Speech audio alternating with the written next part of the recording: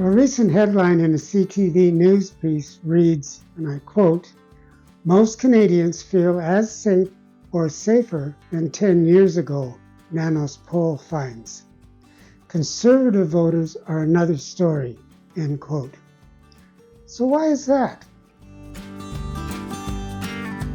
The survey was commissioned before the April 28th election by CTV and the Globe and Mail. Now, the result really shows the division in perspectives between voting groups. Okay, first let's look at a few numbers taken from the CTV News article. Overall, 59% of respondents across the country either said they felt about the same, safer, or somewhat safer than they did 10 years ago. 38% said they felt less safe or somewhat less safe. And there was 3% who said they were just unsure. Now, different demographics provided varied results, but it was only the Conservatives in which a majority said they feel at least somewhat less safe.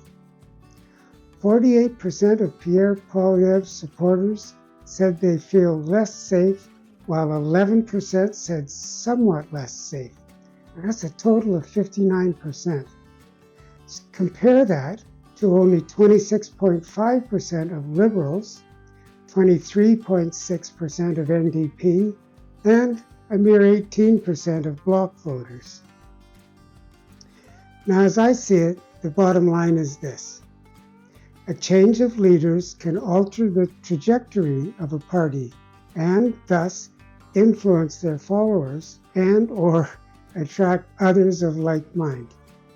Now, as an example, since 2015, the Federal Conservative Party has morphed from being a progressive conservative party into what now seems to be more of a social conservative party.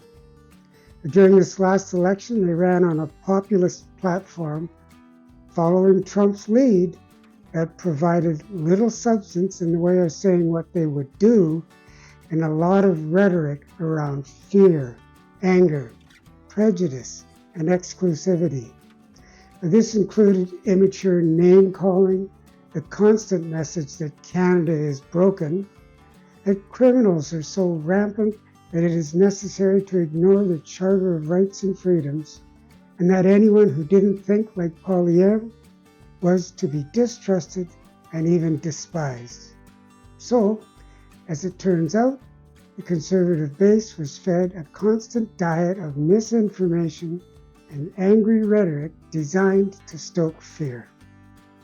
Now, effective in getting followers? Yes, but not very helpful, nor is it healthy. To quote Charlie Angus, a former MP, quote, "Trump and Poilievre know the power of rage baiting. They know how to tap into fear and conspiracy," end quote.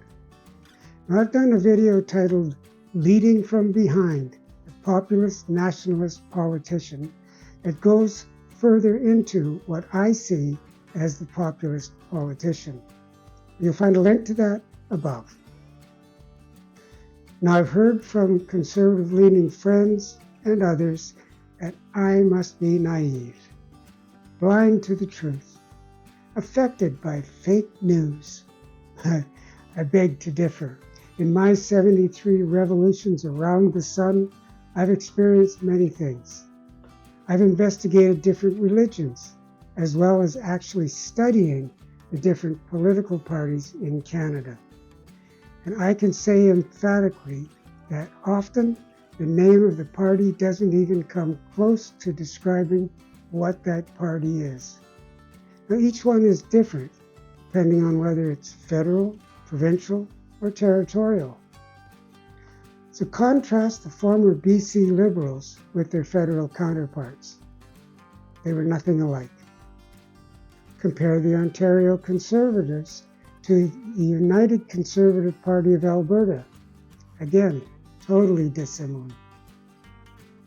So you tell me, do you feel less safe in your community than you did 10 years ago? Or do you feel about the same or safer? And if so, why? I'd love it if you leave your comments.